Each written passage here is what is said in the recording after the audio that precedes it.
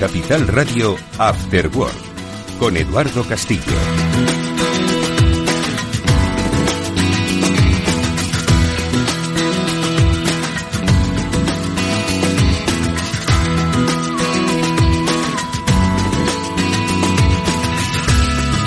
Amigos, buenas tardes, bienvenidos a un Cyber After Work, que es el programa de ciberseguridad de Capital Radio, que hoy va a tener la oportunidad de acercarse a dos de las más importantes operaciones contra la ciberdelincuencia que se han producido en nuestro país, pues prácticamente en el transcurso del último mes. Vamos a conocer cómo es el trabajo que se desarrolla en esta ocasión desde la unidad operativa, central operativa de la Guardia Civil, a través de la jefatura de la unidad de delitos telemáticos que ostenta el teniente coronel Juan Antonio Rodríguez Álvarez de Sotomayor, al que esperamos, si nada lo impide, saludar en este programa en los próximos minutos para que nos cuente, como decimos, pues dos de las más importantes operaciones que se han producido y sobre todo pues ver cuáles son esos aspectos que ellos identifican, ¿no?, como las tendencias en las estrategias de los ciberdelincuentes en nuestro país, pues para la vulneración de los espacios privados de las empresas y el robo de credenciales y luego, bueno, pues los diferentes negocios que se hacen con ello. Lo veremos en este programa, en el que también hablaremos de otras cosas, como los movimientos empresariales. Lo hacíamos la semana pasada a propósito de el talento español en ciberseguridad, y hoy vamos a hablar de una empresa muy talentosa, porque lo que quieren pagar por ella los chicos de Google es que debe haber mucho talento y mucha oportunidad, pero bueno, eso luego en la sección de noticias lo hablaremos. Antes, como siempre, el saludo a los dos, esos sí que son talentosos, Pablo Sanemeterio y Mónica Valle, expertos en ciberseguridad. Mónica, ¿cómo estás? Buenas tardes. ¿Qué tal? Muy buenas tardes. Pues como un lunes más, con muchas ganas de hablar sobre muchos temas de ciberseguridad. Como explicabas, hoy nos vamos a centrar en esas investigaciones en el ámbito de la ciberseguridad y el cibercrimen, porque, como solemos decir, pues hay muchas cosas que están pasando cada día, pero también pues muchísimos profesionales que se dedican a velar para que eso no ocurra y también para investigarlo y detener a los culpables de esos ciberdelitos. Así que un tema muy interesante. Pablo Sanemeterio, talentoso en este programa, muy talentoso al frente de su empresa Vapasec. Pablo, ¿cómo estás? Buenas tardes. Buenas tardes, Eduardo. Pues talentoso, no tanto como las presentaciones que nos haces, que así que son de talento y se nota los años y la experiencia en periodismo y en comunicación. Y pues nada, como decía Mónica, siempre que tenemos a Juan con nosotros, muy ansioso por poder hablar y porque nos pueda contar las operaciones y los detalles un poco de lo que se pueda decir del trabajo que hacen, que muchas veces es un trabajo que parece en la sombra y que al final parece que todos los ciberdelitos quedan impunes, pero en este programa vamos a ver cómo no es así, cómo hay mucha gente trabajando para garantizar la seguridad también, no solo en la parte física, que estamos acostumbrados a verle, sino también en la parte digital. Bueno, pues como digo, si no surge ningún inconveniente, podremos hablar con Juan Antonio Rodríguez Álvarez de Sotomayor, jefe de la unidad de delitos telemáticos de la unidad central operativa de la Guardia Civil, para que nos cuente un poco ese día a día, que siempre nos gusta mucho también saber cómo ellos se van actualizando hasta donde puedan contar, obviamente. Bueno, pues eso será el grueso de nuestro programa, en el que también, por supuesto, hablaremos de nuestro espacio Seguro Panda, de un tema que no hemos hablado, pero que obviamente tiene muchas lecturas, ¿no?, como el de la cultura digital, ¿no?, que siempre reivindicamos aquí, que es precisamente uno de los pilares en los que se sustenta la lucha contra la ciberdelincuencia, especialmente cuando se trata de ingeniería social. Si tenemos cultura digital, pues tendremos más recursos para luchar contra esas amenazas, pero si tenemos cultura digital también entenderemos que el tema de la pornografía en el mundo digital es otro gran problema, ¿no? Y sobre esto pues se quiere, pues con mucha nobleza, combatir, pero no sé si con toda la eficacia del mundo. Vamos a hablar en nuestro espacio Seguro Panda de esa especie de tarjeta identificadora que persigue pues controlar, especialmente en los menores, los accesos a contenidos pornográficos, contenidos inapropiados. No quiero adelantar nada, Pablo, pero yo creo que es un tema muy interesante, no ya para valorar la medida y si va a tener el efecto que persigue, ¿no?, y si en un mundo digital se pueden poner puertas al campo, pero sí sobre los riesgos de la ciberseguridad que herramientas como esta pueden aparejar, que es de lo que se trata, por lo menos el análisis que hoy vamos a hacer en nuestro espacio Seguro Panda.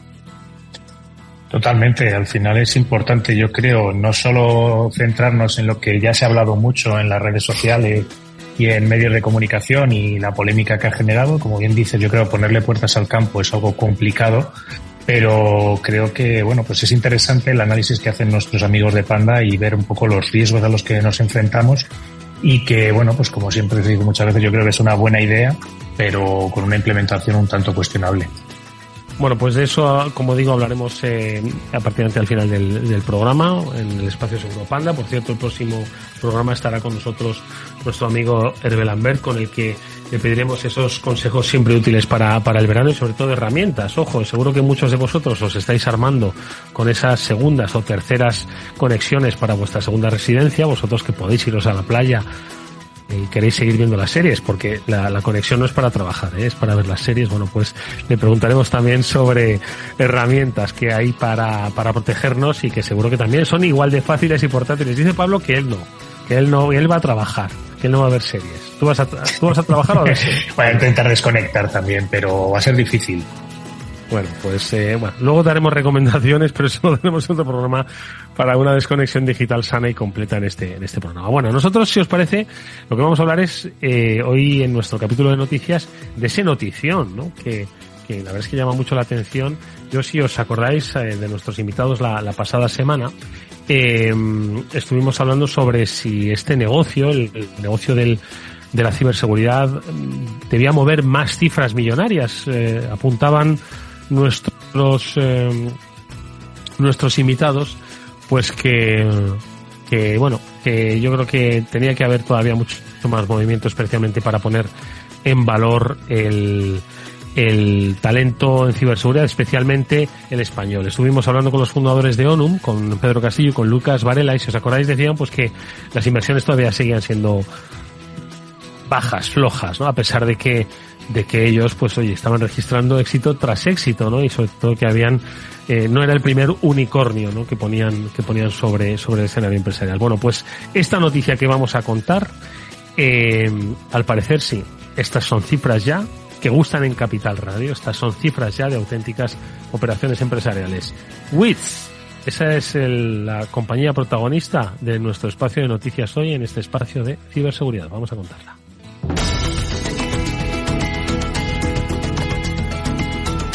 Bueno, te digo, Pablo, Mónica, que es noticia por fin, pues porque esto es una cantidad muy importante. No la he desvelado todavía, pero al parecer Google, Mónica, quiere comprar esta compañía de ciberseguridad, ¿no?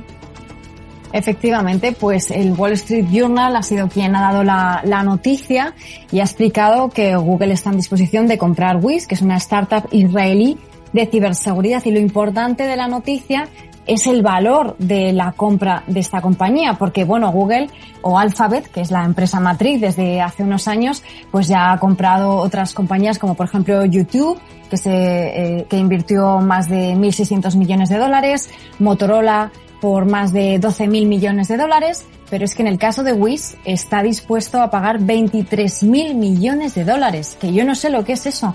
Pablo, Edu, ¿cuántos son 23.000 millones de dólares así contándolo euro a euro, dólar a dólar? Muchos millones. Claro, entonces, Wall Street Journal lo dice. Claro, en este caso dobla, ¿no? La siguiente empresa más grande, la siguiente inversión que ha hecho Google o Alphabet. Entonces, esta cantidad astronómica pues ha hecho que todas las miradas vayan hacia Wiz, que es Wiz, por qué quieren pagar este dinero por esta empresa y si realmente lo vale, ¿no? Que es la clave.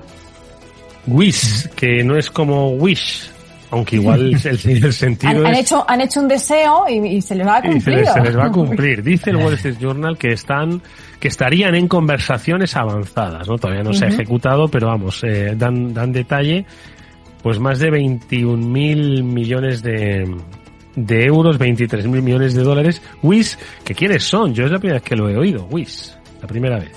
Wiz, pues Wiz son una empresa, nosotros la conocemos de mano de Yago, de uno de los chicos de Good Job que trabajaba con ellos y nos la presentó, y es una compañía que lo que se centra es en dar protección a lo que es la cloud, ¿sabes? Normalmente no estamos viendo a mucha gente que se va a la cloud, a Amazon, a Google o a Microsoft y a otras clouds quizás como puede ser Oracle, Alibaba, etcétera, etcétera, y se van y muchas veces no son conscientes de los riesgos de seguridad que implican. Entonces, bueno, esta tecnología que tiene Wiz lo que hace es un análisis por detrás en todo lo que tienes desplegado en estas nubes, te va a hablar de, pues oye, esa credencial que puede estar liqueada y al final te puede resultar un compromiso. Van haciendo lo que llaman ellos caminos de ataque, ¿vale? ¿Cómo puede ser la ruta que puede seguir un atacante para comprometer los datos de tu infraestructura en nube?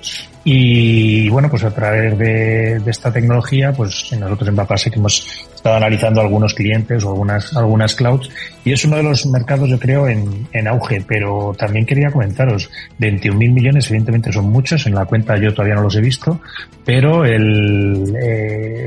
quiero que recordéis un poco que, por ejemplo, Palo Alto pagó, creo que fueron más de 24.000 millones por la compra de QRadar de IBM, y Cisco también pagó una cifra también bastante grande, no estoy encontrando ahora mismo cuánto fue, pero también cercano, yo creo, rondando los 20 y tantos mil millones en el mercado de la ciberseguridad por compras de dos tecnologías de monitorización de alertas. Yo creo que el mercado de seguridad se está consolidando poco a poco, está habiendo inversiones grandes y, como decían Lucas y Pedro en nuestro programa anterior, pues se mueve dinero, se mueve inversión, pero sobre todo se mueve fuera. Yo creo que es un poco lo que nos faltaba en España para triunfar. Es decir, tenemos tecnología, tenemos talento, tenemos capacidades, nos falta quizás un poco el apoyo y esas cifras para que estas empresas puedan triunfar aquí en España. Mónica, ¿qué te parece a ti? ¿Qué lectura haces? Claro, efectivamente, estas cifras, bueno, en España pues no son viables ni posibles, ¿no? Porque está claro que no tenemos ninguna compañía que se pueda comparar a Google o a Alphabet por ahora, porque desde luego con la conversación, como decíais, de la semana pasada, pues tenemos talento impresionante y con ese impulso, pues ojalá que poco a poco se pueda llegar. Pero en este caso, pues esta empresa, Wiz, es que hay que tener en cuenta que se fundó hace solo 4 años, en enero de 2024. La sede la tienen en Nueva York, aunque la mayoría del equipo técnico está en Tel Aviv, en Israel, y eso también es interesante porque es cierto que Israel es un país que es una cuna de muchísimas empresas, startups muy potentes de ciberseguridad, y desde allí van creciendo al resto del mundo. Y ya tuvieron una última ronda de financiación hace unos meses en la que se les valoraba por más de 12.000 millones de dólares. Así que seguramente, según apuntaban, pues finalizará y se completará esta compra. Lo comentaremos. Pablo. Además, recordar que Google está haciendo una apuesta fuerte por ciberseguridad. Empezó comprando Virus Total, que esa es otra empresa española. Sí, que estuvimos aquí con uno de sus protagonistas.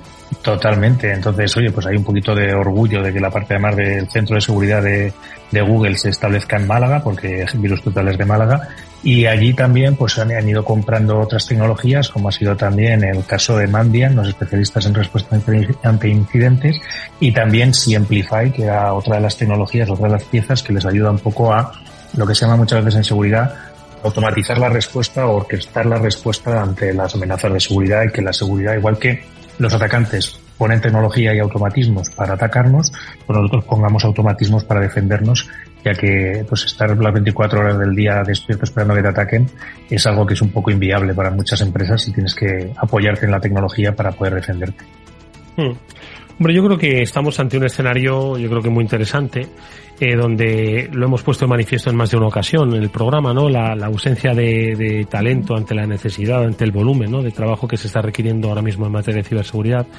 El crecimiento en la inversión progresiva que está habiendo, ¿no?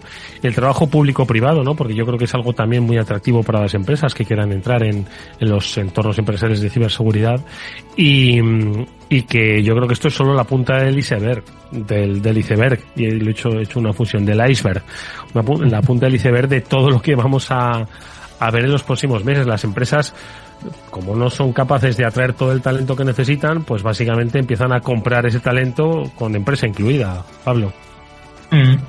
Oye, pues sí, muchas veces también es lo que hay detrás de estas compras. Es decir, oye, no soy capaz de atraer ese talento. Muchas veces talento se siente muy cómodo en organizaciones tipo startup, que son muy ágiles, donde hay mucho contacto y con eso pues se puede trabajar de forma, yo creo, en los entornos así de alto rendimiento mucho más ágil.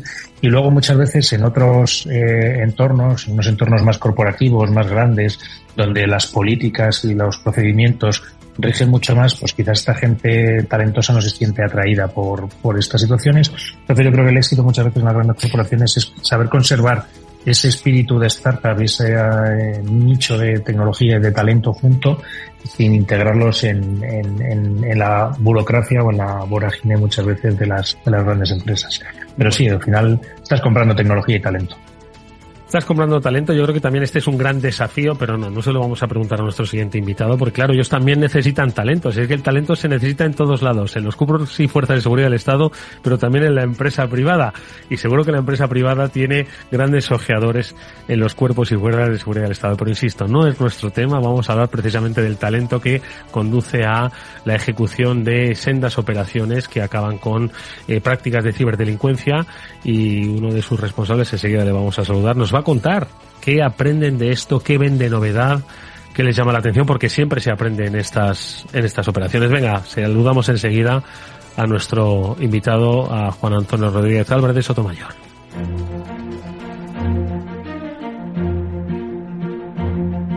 Después del trabajo, After Work, con Eduardo Castillo, Capital Radio. En más de una ocasión nos ha acompañado el teniente coronel Juan Antonio Rodríguez Álvarez de Sotomayor. Él es el responsable de la unidad de delitos telemáticos de la Unidad Central Operativa de la Guardia Civil, es el jefe del Departamento contra el Cibercrimen. Nos gusta cuando viene a este programa porque nos cuenta el detalle de operaciones que se llevan con éxito, hasta donde puede contar. Las que se están investigando no nos las puede contar, pero quizás dentro de unos meses pueda volver a contárnosla. Juan, ¿qué tal? Muy buenas tardes, bienvenido. Hola, buenas tardes. Espero que se oiga bien. Te escuchamos estupendamente y además teníamos muchas ganas porque, como muchos medios de comunicación, nosotros obviamente también, pues dimos buena cuenta de esa operación que llamó mucho la atención, saltó a los titulares de la prensa generalista, no tanto, y no me refiero a los ataques que se producían en grandes empresas del IBEX, ¿no? Que además hubo una semana en la que parecía que cada día teníamos una noticia, sino en la resolución de una operación que concluyó con la detención de 2 personas que estaban implicadas en más de un centenar de ciberataques, precisamente a algunos de administración pública y otros de entidades privadas. Pablo, Mónica, si recordáis, dijimos, a ver si podemos traer a Juan al programa y que nos cuente un poco, pues no solo la operación, sino lo que decíamos al principio, las lecturas que ellos desde la Unidad Central Operativa, desde esa unidad de delitos telemáticos hacen, porque de todo se aprende. Yo no sé si Juan, que nos cuentes un poco el resumen de esta operación que terminó con la detención, fíjate, además de un actor conocido como Guardia Civil Ex, que era paradójico, parecía que estaba como desafiando más incluso si cabe a la propia Guardia Civil, Juan. Sí, bueno, yo lo que sí deciros que fijaros lo primero, que nosotros el foco no nos lo puso el NIC, sino el NIC generó pues la atención de muchos colaboradores que fueron un poco los que nos fueron avisando, ¿no? Oye, existe este perfil, ¿vale? En redes, en los típicos mercados del cibercrimen, donde están haciendo público la venta de datos, ¿vale? No solamente la venta de datos, también importantísimo, la venta de accesos a sistemas, como puede ser la venta de accesos a la red SARA, que todos sabemos que la red SARA, ¿no?, es el anillo de comunicaciones de la Administración General del Estado, bueno, de todos los niveles de la Administración Pública, mejor dicho.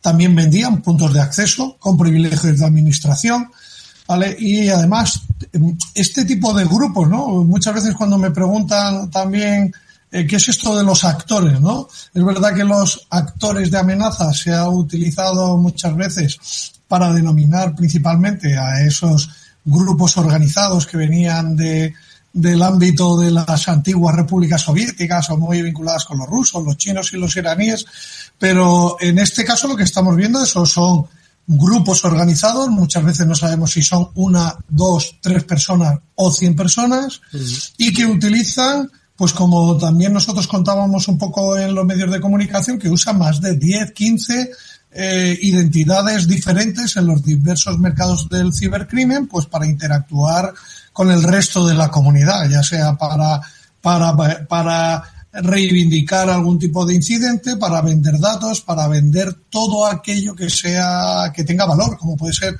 eso, un acceso a la red SARA con privilegio de administración, que fue lo que estaba vendiendo cuando lo detuvimos en un instituto en una ciudad de España. Mónica, tú recuerdo que nos contaste en detalle, nos explicaste cómo se produjo la operación, lo recuerdas igualmente. ¿Qué le preguntarías a Juan de esa operación? Pues desde luego que es muy interesante. Primero, la enhorabuena, ¿no?, por este tipo de operaciones, esta y otras también recientes, porque implican muchísima coordinación, muchos recursos, muchas horas, ¿no? Y ha sido interesante esto último que decías, ¿no? Después de esta operación y de otras tantas, Juan, ¿dirías que hay algún tipo de perfil que se pueda asemejar o que podamos decir un perfil típico de ciberdelincuente en España, o es imposible porque en función de cada operación es diferente? ¿Más joven, más experto, más inexperto? Bueno, yo creo que sí, que a lo mejor sí que estamos viendo un perfil, ¿vale? Lo que estamos viendo, por ejemplo, en un segmento, ¿vale?, de la sociedad que a lo mejor abarca desde los 15 años hasta los 30 años, ¿vale? Ya tenemos ahí pues un grupo maduro de personas que tienen altos conocimientos en el ámbito de la ciberseguridad y que lo están utilizando con una finalidad delictiva, principalmente pues porque los beneficios económicos, las ganancias económicas son muy altas.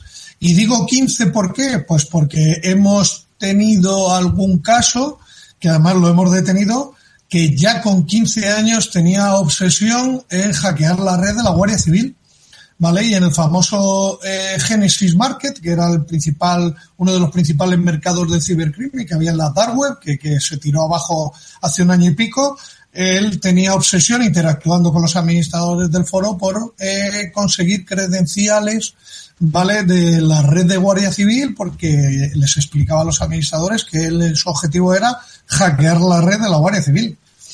Por eso pongo el tope en los 15 años, pero es verdad, estamos empezando a tener ya un grupo dentro de esa franja de la sociedad española con una madurez ya suficiente en el ámbito de la ciberseguridad, muy activos, y que obtienen ganancias económicas importantes y por eso están focalizados en este ámbito. Pablo. ¿Y dirías, Juan, que es un poco ese modus, el dinero, el objetivo económico lo que les mueve principalmente?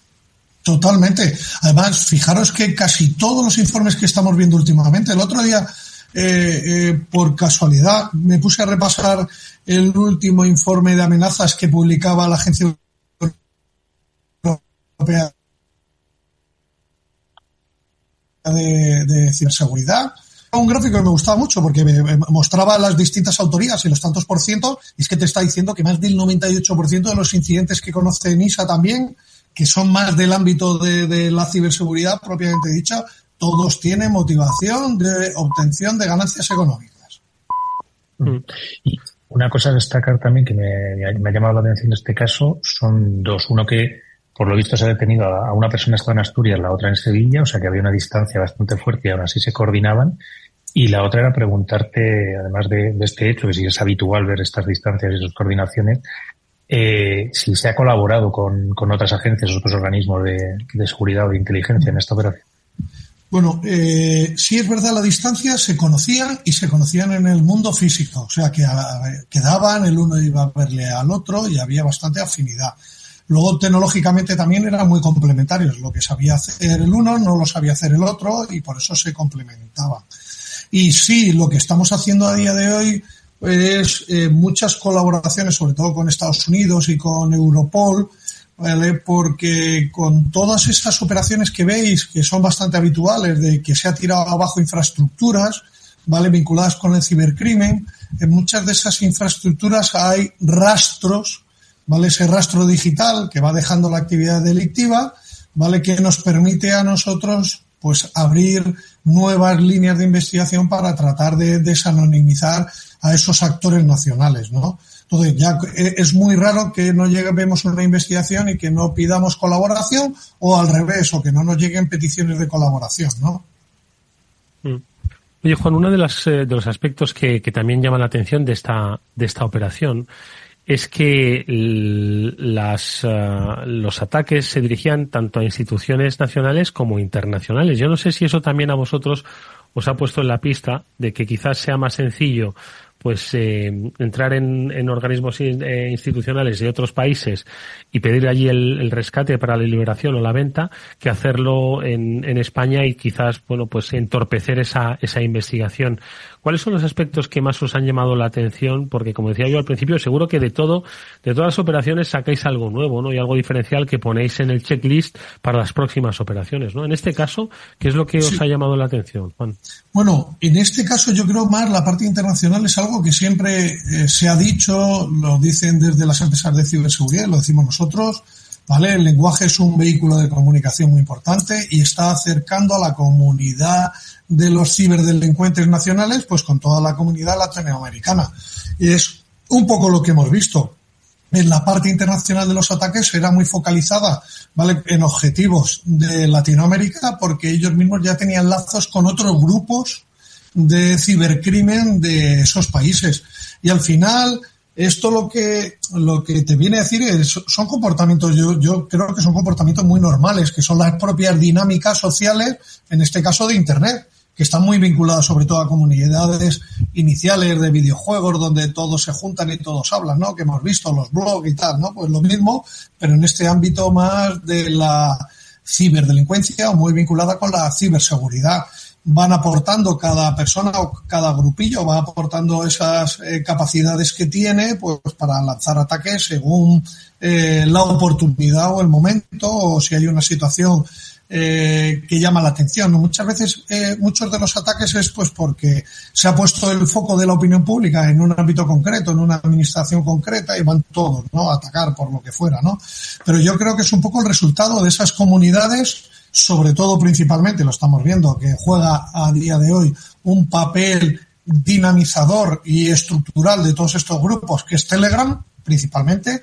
Es verdad que luego vemos actividad en Discord, ¿vale? Jabber, por ejemplo, es más de las comunidades ya mucho más avanzadas y principalmente vinculados con los grupos de cibercrimen rusos, ¿vale? Pero a día de hoy Telegram es ese instrumento, ¿vale?, que dinamiza estos grupos, que dinamiza la relación entre todas las personas que tienen esa motivación vinculada con obtener ganancias económicas y cometer, lógicamente, delitos, pero también sirve para estructurarles, para organizarlos, ¿vale? Y da igual si uno es de un país o de otro, lo que les une es el lenguaje.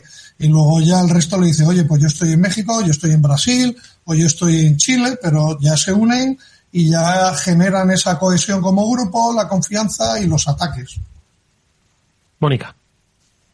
Es interesantísimo, bueno, porque, Juan, como ya sabes, hace unas semanas pues se habló de Telegram, ¿no?, de la posibilidad incluso de bloquearlo para los usuarios, precisamente por este tipo de actividades delictivas que se cometen ahí.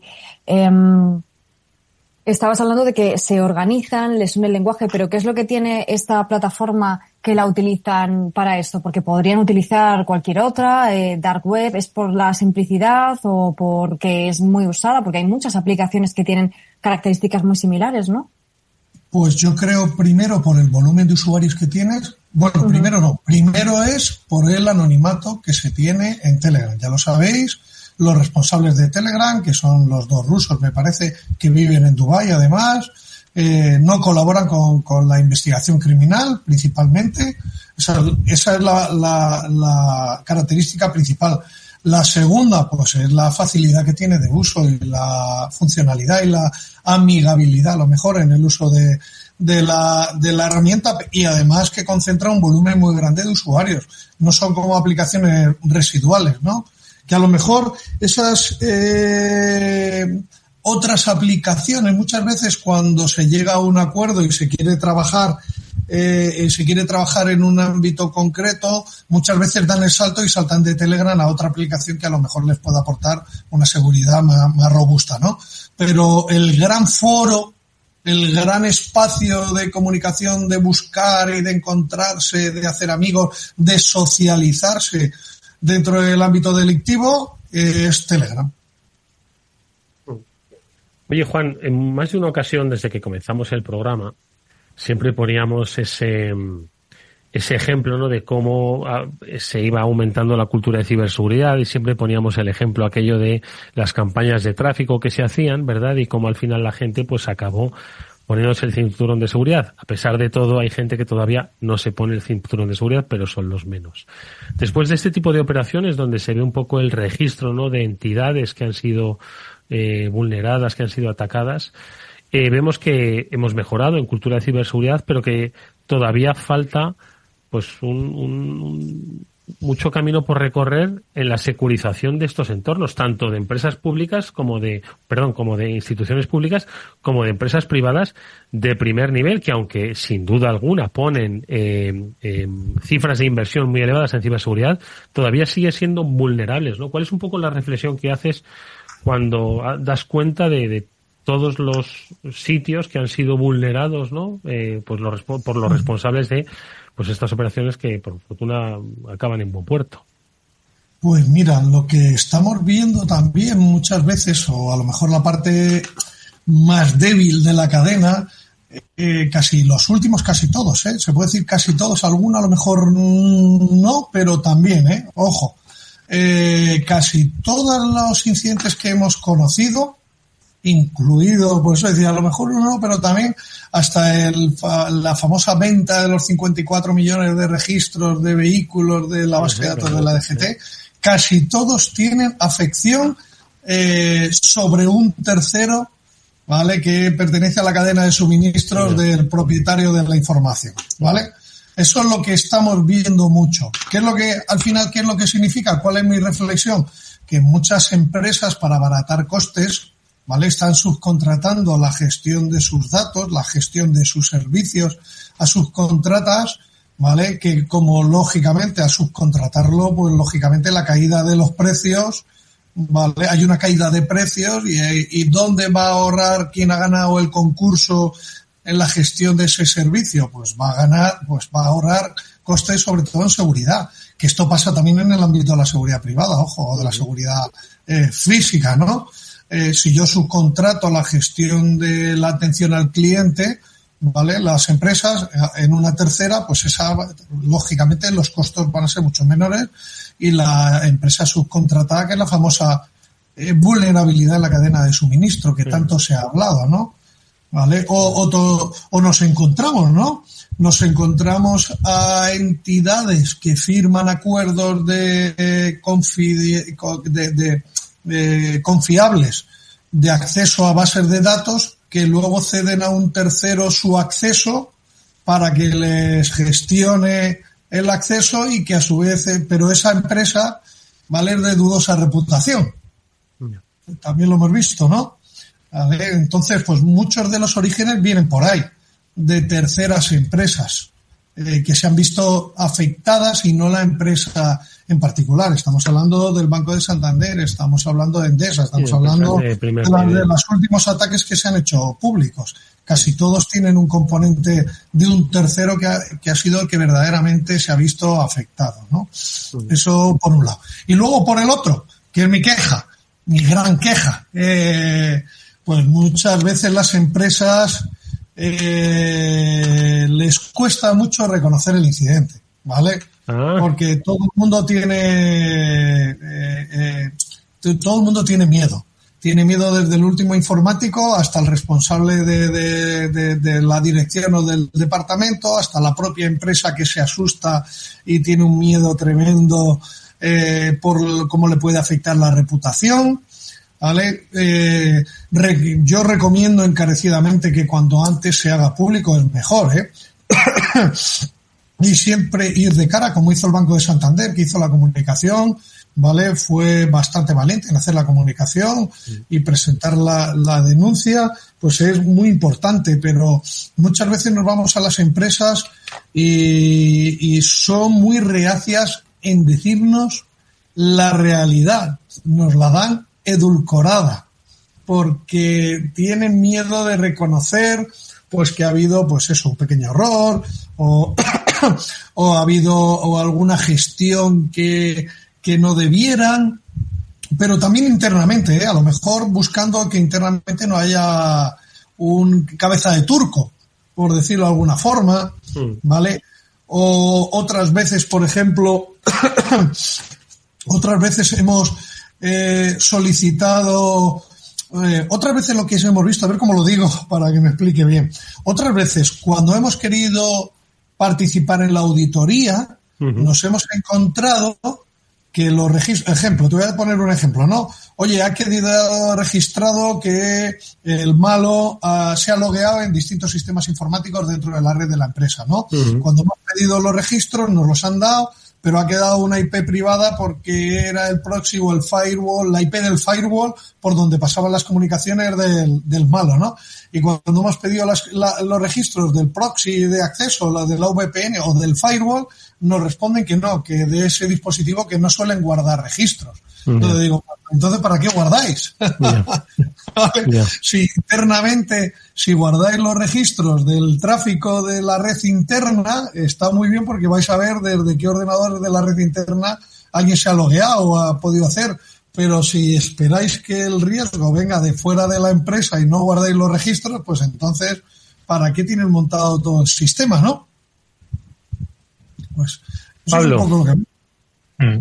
No, estoy totalmente de acuerdo con Juan, que muchas veces... Cadena de suministro y poca cooperación. Mira que siempre hemos reivindicado, ¿no? La importancia de la comunidad, ¿no? Pero muy interesante las reflexiones de... Y que no se tiene claro cuáles son los registros que deben de guardar, qué log tienen que guardar ante ciertos incidentes, ¿no? A lo mejor internamente lo tienen todo controlado para cuando un usuario, un trabajador se loguea, no se loguea, entra o sale.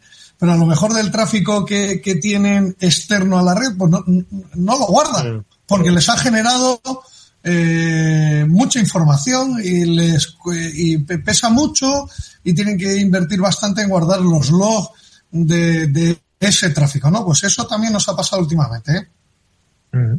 Y yo también añadiría, yo creo que a veces también hay un poco de miedo a lo que tú decías, Juan, a comentar todo este tipo de pues quizás vergüenzas internas que pasan muchas en casi todas las compañías y que, pues bueno, pues cuesta mucho de confesar porque al final, oye, pues es que el presupuesto es el que es, el presupuesto es limitado y muchas veces, pues por falta de presupuesto, otras veces más, pues por igual por un poco de negligencia o por no tener un expertise técnico que te permita hacer estas salvaguardias, pues es donde se pierde esta información tan necesaria. Pero bueno, yo quería cambiarte un poquito y preguntarte, porque hemos estado hablando antes del perfil de los atacantes y de pues si tenían una edad concreta, etcétera. Y quería preguntarte desde tu punto de vista si crees que hay algo que se puede hacer para que los jóvenes no vayan cayendo en estas conductas delictivas. O sea, ¿qué les podemos decir para que en lugar de meterse un poco, como diríamos, en el formato Star Wars, en el lado oscuro, se vengan un poco más al lado claro de la defensa y de la protección?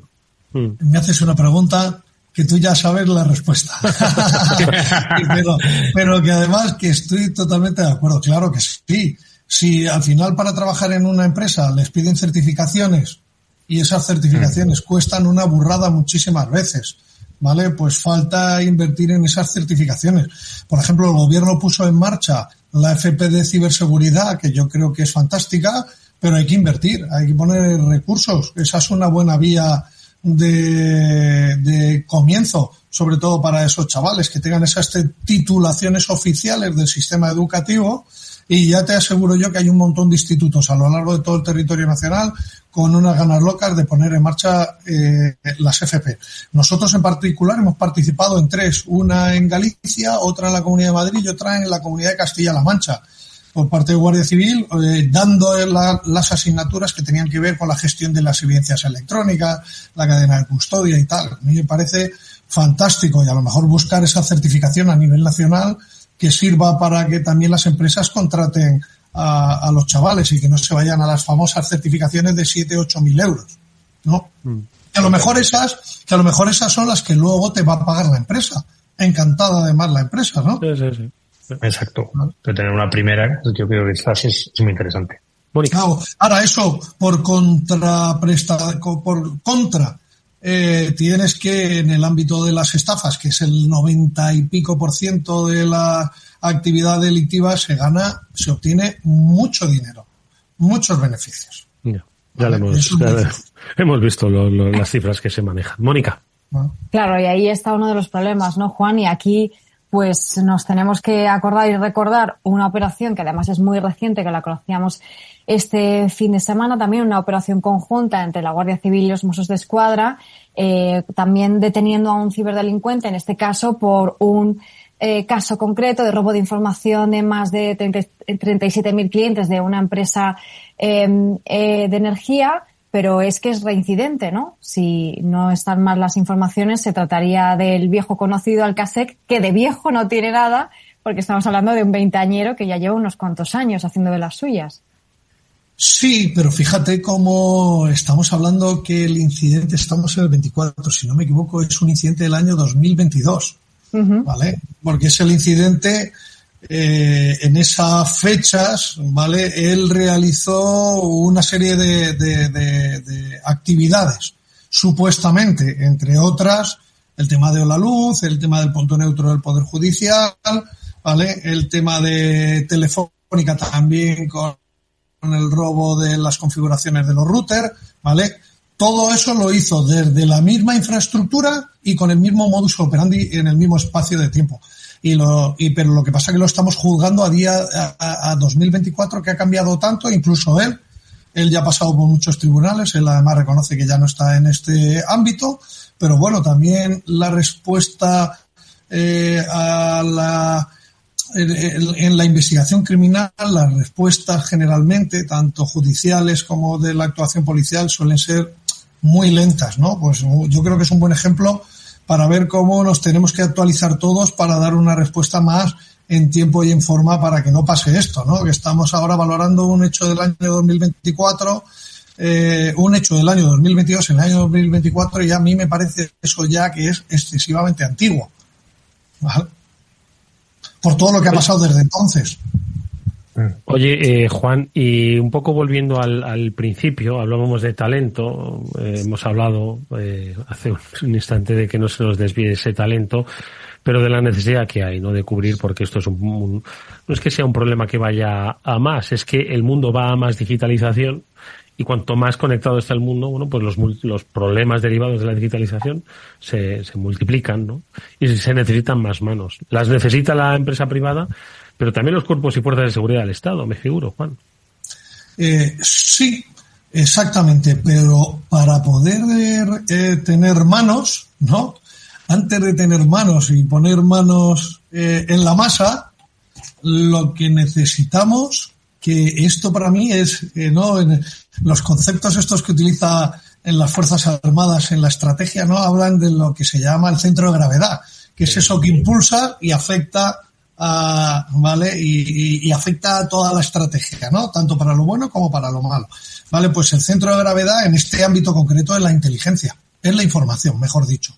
Es la información, los datos que generan la actividad que sucede en el ciberespacio, y esos datos los tienen las empresas públicas, las empresas privadas, los cuerpos de policía, en las actuaciones. A partir de la información generaríamos la inteligencia, ¿no? Inteligencia ya sea de negocio o inteligencia criminal para la investigación criminal, ¿no? Pero esa es la clave. Yo puedo dedicar muchísimos recursos, pero si no tengo inteligencia, pues a lo mejor esa es una de las grandes... Ahora mismo que estamos viendo muchas, ya también hay muchas cons vinculadas con inteligencia de ciberamenazas, de OSINT y tal, pues esa es una de las grandes necesidades que cada vez más tenemos, de poder saber entender los datos que se generan en los tráficos de los sistemas, ¿vale? Vinculados con un ciberincidente, Pues esa es una de las grandes demandas que tenemos ahora. Luego llegará, si llegamos a identificar a una persona, pues está claro, esos análisis forenses, esos ya, como digo, ya con las manos en la masa, el análisis de los dispositivos y tal. Pero sí, cada vez es más complicado. Mira, por poneros una anécdota, en otras 2 operaciones que hemos hecho este año, me parece, una a final de año y otra de tal, durante la entrada y registro de los malos que queríamos tomar el control de toda la infraestructura que tenían en remoto, que era la que habían utilizado para las distintas actividades delictivas. Parte del grupo, como hemos dicho, como no sabemos un actor si está formado por 1, por 2 o 3 personas, hemos identificado a una serie de personas, pero había más. Entonces, en tiempo real, entrábamos en los VPS que tenían las máquinas de los detenidos para tomar el control y poder ir asegurándolas, porque muchas de ellas estaban vinculadas con ciertos ciberataques, y por otro lado, ¿vale?, había el resto del grupo estaba accediendo a los servidores para bloquearnos y echarnos a nosotros, ¿vale? E incluso llegamos a echarles en un caso particular, pero los VPS los habían contratado por Telegram, y ellos hablaban por Telegram a una empresa de VPS en Rusia y se conectaban con el responsable, con el admin de Rusia, y nos echaba a nosotros y les volvía a incorporar a ellos. Entonces ya hasta los registros se convierten esto en una guerra del gato y el ratón entre unos y otros. Así que imagínate tú si tienes que tener preparada a la gente. Absolutamente. Absolutamente. Pues yo creo que ha quedado muy, muy claro, ¿no? A través de las operaciones, ¿no?, que se llevan a cabo con éxito, como la que hoy es protagonista, de cuál es el gran desafío al que se enfrentan no solo los cuerpos y fuerzas de seguridad del Estado, no solo la Unidad de Delitos Telemáticos de la Guardia Civil, sino la sociedad en su conjunto, instituciones públicas y empresas privadas que tienen que contratar, que quieren ahorrar, que quieren hacer economía, que quieren prosperar, y luego, por supuesto, los componentes culturales, ¿no?, y de atracción del talento y los cantos de sirena, ¿no?, que se producen en un mundo que va a mover muchos miles de millones de dólares y de euros, y cada vez lo va a hacer más. Yo creo que siempre es interesantísimo poder hablar con Juan Antonio Rodríguez Álvarez Sotomayor, al que le voy a preguntar que qué tal está yendo el año, si este 2024 es para poner en el calendario así como una cruz roja o es como todos, igual de intenso. Pues la verdad es que llevamos un año bastante intenso, hemos hecho bastantes explotaciones de operaciones, y lo único que veo es que los dispositivos intervenidos han sido tantos en volumen que ahora analizar todos esos dispositivos, ¿vale?, pues nos va a generar, ¿vale?, el que estemos más tranquilos en la oficina y podamos dedicar menos esfuerzos a la identificación. Pero sí, el año está siendo bueno.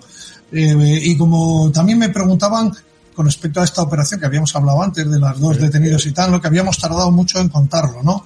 Porque es lo que nos pasa un poco. Cada vez que hacemos las intervenciones tenemos que explotar la sorpresa en la explotación de la información, ¿vale? Entonces, el resto de las personas que se puedan estar relacionando con ese actor no saben qué información puede ser la que tengamos. Pues cuanto menos información demos, mejor, y entonces ya la explotamos cuando ya tenemos toda la información que hemos podido accionar, ¿no?, o utilizar, y ya sabemos que no va a afectar a la investigación.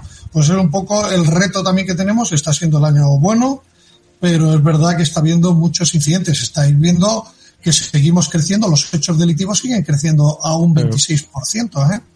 Sí. Y este año ha empezado el año bastante activo, ¿eh?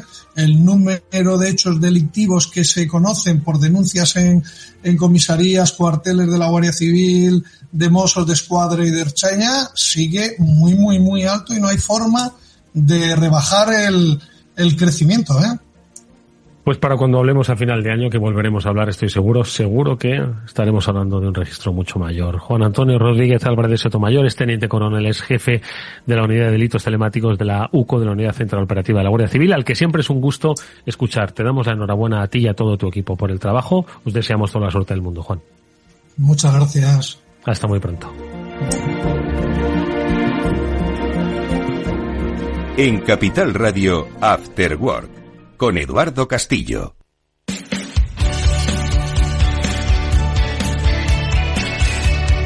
Espacio Seguro. Todo lo que debes saber para que tu día a día en Internet sea más seguro. de la mano de Panda Security. Venga, vamos con esa aplicación para el control de los accesos indebidos a contenidos pornográficos, contenidos indebidos para los menores, que tiene muy buena intención, pero Pablo, decía un poquito Juan antes, ¿no? Dice, oye, la cadena de suministro, pues nos ahorramos en seguridad por hacerlo todo rápido y bien, y esto es un poco lo que nuestros amigos de Panda dicen, que hay que tener mucho cuidado. Ojo, todavía no se ha implementado, pero que ojo con las cosas rápidas en tecnología.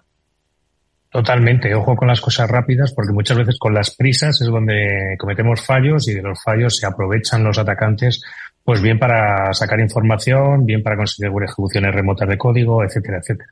En este caso concreto, pues yo creo que además ha sido una de las noticias que más atención mediática ha traído durante la semana pasada, no solo porque la idea que hay de fondo y el objetivo principal que hay me parece muy loable, y es que hay que perseguir es que los contenidos de adultos estén para adultos, no para cualquier tipo de persona, y mucho menos menores. Principal problema, pues que aparte con esa ley que se estaba poniendo, que solo afectaba a páginas que estuvieran en España, y que eso permite ser saltado básicamente porque muchas de las páginas no están en España, sino que están en otros países. Y luego además que con una VPN siempre puedes sortear este tipo de elementos, porque claro, la página web no sabe si eres español o no cuando está navegando. Puedes saber que tu IP pertenece a una IP de España, pero no sabes si eres español o no. Entonces, bueno, yo creo que ahí en la implementación se dejaba o se adolecía de quizás de un poquito más de estudio desde la parte de vista tecnológica, y evidentemente, bueno, ya la parte más comprometida o la parte más problemática era el control para los adultos. Y además os digo una cosa, Mónica, no te he dejado tiempo para esta noticia, pero bueno, tendremos oportunidad de comentar en los sucesivos programas. Es cuando uno da sus datos, la privacidad de uno, y además para este tipo de cuestiones, ¿no? Que entiendo que uno quiere mantener en la privacidad, pues si están vulnerables, pues estoy seguro de que también va a ser un riesgo para muchas personas. Interesantísimo programa, amigos, el que hemos tenido hoy, como siempre con la ayuda de Pablo Sanemeterio y Mónica Valle. Pablo, Mónica, nos vemos en el próximo. Hasta el próximo, muchas gracias. Hasta el próximo lunes. Gracias a vosotros. Adiós, amigos. Chao.